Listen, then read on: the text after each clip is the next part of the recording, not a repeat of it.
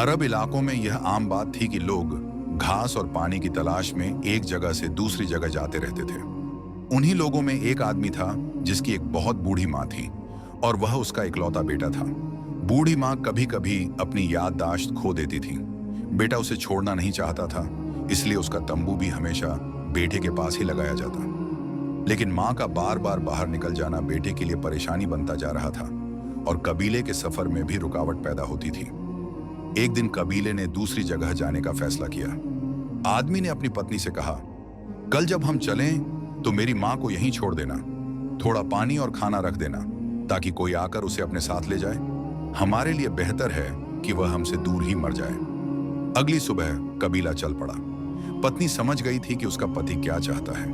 उसने सास को वहीं छोड़ दिया, लेकिन अपने इकलौते बच्चे को भी उसके पास छोड़ आई। दोपहर में जब कबीला आराम करने रुका तो आदमी ने पत्नी से बच्चे को बुलाने को कहा।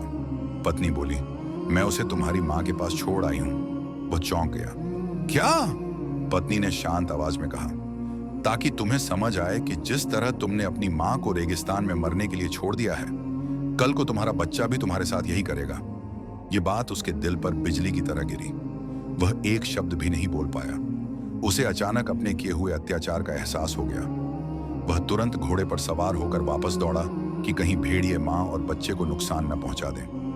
जब वह पहुंचा तो उसने देखा उसकी माँ बच्चे को अपनी छाती से लगाए खड़ी थी और आसपास भेड़िए घूम रहे थे। वह पत्थर मार मार कर उन्हें भगा रही थी। बाप फूट फूट कर रो पड़ा।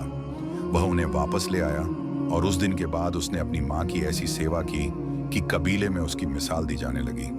जब भी कबीला सफर करता, वह माँ को ऊंट पर बिठाता और खुद पीछे घोड़े पर चलता। और उसकी पत्नी उसके दिल में और भी ज्यादा इज्जत पा गई, क्योंकि उसने अपने पति को वह सबक सिखाया जो वह पूरी जिंदगी नहीं भूल सका। अगर वीडियो अच्छी लगे तो लाइक और सब्सक्राइब जरूर करना।